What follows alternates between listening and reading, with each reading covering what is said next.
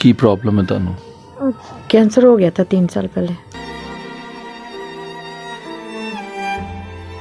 ਤੇ ਉਹਨਾਂ ਨੇ ਤੁਹਾਡਾ ਇਲਾਜ ਫ੍ਰੀ ਕਰ ਦਿੱਤਾ? ਉਹ ਕਿੰਨੇ ਕੁ ਦਾ ਇਲਾਜ ਸੀ ਜਿਹੜਾ ਉਹਨਾਂ ਤੁਹਾਡਾ ਇਲਾਜ ਫ੍ਰੀ ਕਰ ਦਿੱਤਾ?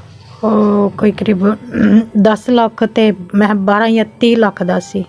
10-12 ਦਾ ਤੇ 30 ਤੱਕ ਕਿ ਉਹ ਇੰਨਾ ਮਹਿੰਗਾ ਇਲਾਜ ਕਰਵਾ ਸਕਦੇ? ਉਹ ਤਕਰੀਬਨ ਕੋਈ 26 ਲੱਖ ਰੁਪਏ ਦਾ ਆਪਰੇਸ਼ਨ ਸੀ। ਲੇਕਿਨ ਉਹਨਾਂ ਨੂੰ ਮੈਂ ਕਿਹਾ ਜੀ ਤੁਸੀਂ ਉੱਥੇ ਬਾਜੀ ਹੋਰੀ ਜਾਣ, ਔਰ ਮੰਦਰ ਸਾਹਿਬ ਨੇ ਉਹਨਾਂ ਨੂੰ ਭੇਜਿਆ ਔਰ ਅਲਹਮਦੁਲਿਲਾ ਉਹਨਾਂ ਦਾ ਇਲਾਜ 26 ਪੈਸੇ ਤੋਂ ਵੀ ਬਗੈਰ ਕਿਸੇ ਖੋਟੀ ਪਾਈ ਤੋਂ ਉਹਨਾਂ ਦਾ ਮੁਕੰਮਲ ਇਲਾਜ ਜਿਹੜਾ ਸ਼ੌਕਤ ਖਾਨਮ ਨੇ ਕੀਤਾ।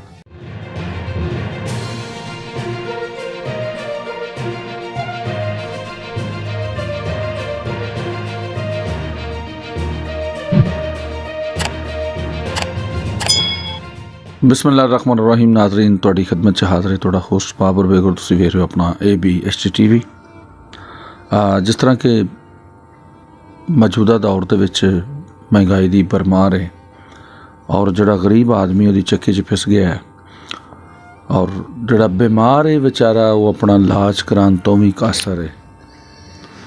ते साडे नाल बाजी ने असीं इन्हां नाल गल करने आ इन्हां नूं जिंदगी के किहड़े मसाइल जिहड़े ने दरपेश ने। अस्सलाम वालेकुम जी। वालेकुम सलाम। अच्छा बाजी ये दसो तुसी सब तो पहले कि तुसी इत्थे लाहौर च रहिंदे हो, घर अपना तुहाडा किराए ते? किराए ते? हाँ जी। ते कितना किराया दिंदे हो? किराया तो उसका काफ़ी है। अच्छा। हाँ जी।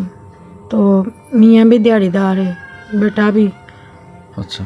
तो आप ठीक नहीं रहती। की प्रॉब्लम है तुहानू? कैंसर हो गया था 3 साल पहले। तो अभी भी ना तबीयत ठीक नहीं, सर्दी लगती है। ये 5-4 तो जर्सियाँ डाली हुई मैंने। अच्छा। तो कभी फिर तबीयत खराब हो जाती है। कैंसर का फिर तुसी इलाज कित्थों करवाया? इधर करवाया है, शौकत खान फ्री कराया है। अच्छा।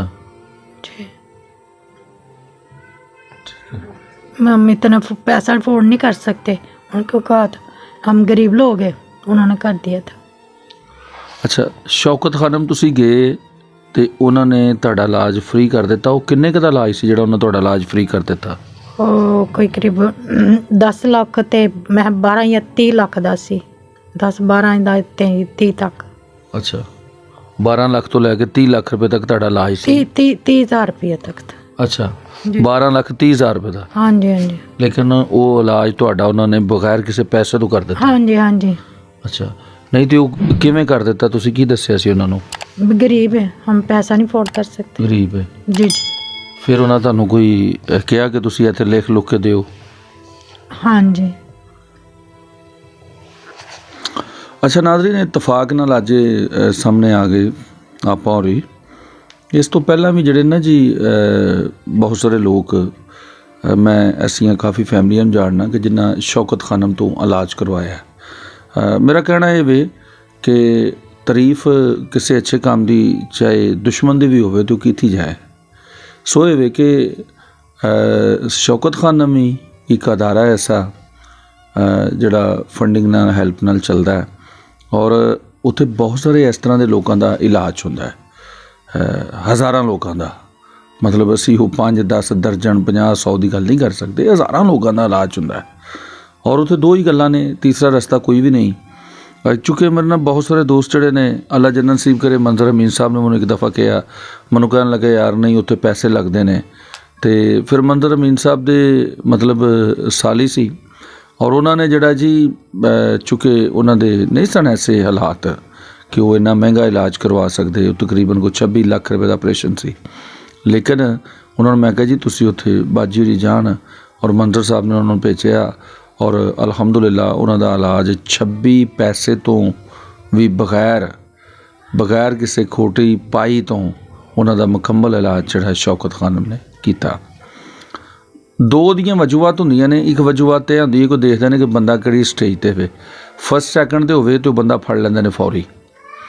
ਦੂਸਰੀ ਜਿਹੜੀ ਵਜੂਹਾਤ ਹੁੰਦੀ ਉਹ ਹੁੰਦੀ ਹੈ ਕਿ ਕਹਿੰਦੇ ਜੀ ਇੱਕ ਫਾਰਮ ਪੁਰ ਕਰ ਦਿਓ, ਉਹਦੇ ਤੁਸੀਂ ਆਪਣਾ ਜ਼ਾਹਿਰ ਕਰ ਦਿਓ ਕਿ ਤੁਸੀਂ ਵਾਕਈ ਮੁਸਤਹਿਕ ਔਰ ਹੱਕਦਾਰ ਹੋ। ਲੇਕਿਨ ਬਹੁਤ ਸਾਰੇ ਲੋਕ ਨੇ, ਉਹਨਾਂ ਦੇ ਪਿੱਛੇ ਬਹੁਤ ਸਾਰੀਆਂ ਐਸੀਆਂ ਚੀਜ਼ਾਂ ਹੁੰਦੀਆਂ ਨੇ ਜਿਹੜੀਆਂ ਬੰਦਾ ਕਹਿੰਦਾ ਇਹਨਾਂ ਨੂੰ ਕਿਹੜਾ ਪਤਾ ਲੱਗਣਾ ਹੈ, ਲੇਕਿਨ ਉਹਨਾਂ ਦਾ ਤਰੀਕਾਕਾਰ ਹੈ।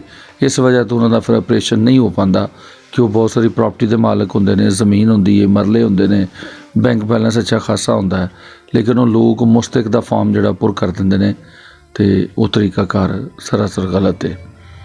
ਅਤੇ ਕਿਵੇਂ ਤੁਹਾਡਾ ਗੁਜ਼ਰ ਬਸਰ ਜ਼ਿੰਦਗੀ ਦਾ ਕਿਵੇਂ ਹੁੰਦਾ ਫਿਰ? ਮੁਸ਼ਕਲ ਹੀ ਹੁੰਦਾ।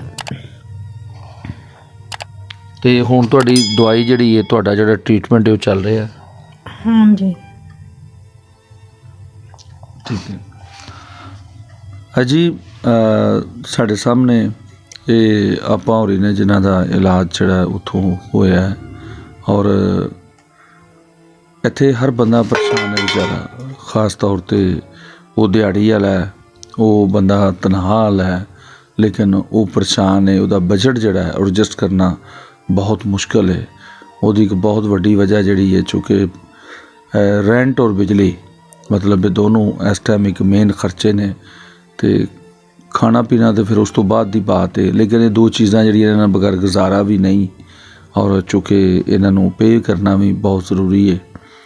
ਅਤੇ ਇਨਸ਼ਾਅੱਲਾ ਬਫਜ਼ਲ ਖੁਦਾ ਆਪਾਂ ਉਹਨਾਂ ਵਾਸਤੇ ਅਸੀਂ ਰਾਸ਼ਨ ਲੈ ਕੇ ਆਏ ਹਾਂ, ਲੇਕਿਨ ਚੂँਕਿ ਇਹ ਫੈਮਿਲੀ ਡਿਜ਼ਰਵ ਕਰਦੀ ਹੈ, ਇਹਨਾਂ ਕੋਲ ਜਿਹੜਾ ਹੈ ਉਹ ਜ਼ਿੰਦਗੀ ਦੇ ਮਾਮਲਾਤ ਜਿਹੜੇ ਨੇ, ਜੋ ਕਮਾਇਆ ਜਾਂਦਾ ਹੈ ਜਾਂ ਜੋ ਆਉਂਦਾ ਹੈ ਉਹ ਕਿਰਾਏ 'ਚ ਜਾਂ ਬਿੱਲ ਦੀ ਸੂਰਤ 'ਚ ਉਹ ਨਿਕਲ ਜਾਂਦਾ ਹੈ। ਅਤੇ ਤੁਸੀਂ ਕੁਛ ਕਹਿਣਾ ਚਾਹੋਗੇ, ਕੋਈ ਐਸੀ ਗੱਲ ਗੁਰਬਤ ਦੇ ਹਵਾਲੇ ਨਾਲ ਤੁਸੀਂ ਕੋਈ गवर्नमेंट ਨੂੰ ਕੋਈ ਪੈगाम देना चाहो, लोगों को देना चाहो? मैं तो ये कहना चाहती हूँ हमारी मदद करें। इतना खर्चात नहीं पूरे होते, बिजली बिलों का किराया जो है ना तो मैं बड़ी मुश्किल से देते हैं, तो वो तो माल मकानों ने तो कहना आप चाहे पैसे हैं तो नहीं हैं, किराया तो दे, बिल वाले तो नहीं माफ़ करेंगे ना, या किराए वाले कहेंगे भी 10 दिन ठहर जा फिर दे दे। ठीक है, तो ऐसा कर हमारी मदद करें, कोई महीना लगा दे। अच्छा चले इंशाल्लाह, फिलहाल तो असीं तुहाडे वास्ते राशन लैके आए हैं। कल दी घड़ी नूं की होएगा सानूं भी नहीं पता, जिवें जिवें सिलसिला चलदा रहा तुहानूं भी पता लगता रहेगा कि दुनिया दी की हो रहा है। तो इंशाल्लाह वादा असीं इस तो नहीं करते कि वादा बाज़ दफ़ा वफा भी नहीं होंदा, तो असीं इंशाल्लाह साडी कोशिश होंदी है, तो वो इंशाल्लाह जो अल्लाह नूं मंजूर है वो होएगा। फिलहाल तो ये भी कि तुहाडे वास्ते असीं राशन लैके आए हैं। आपको अपनी ज़िंदगी तंदुरुस्ती सेहत दे, सलामत रहें आप।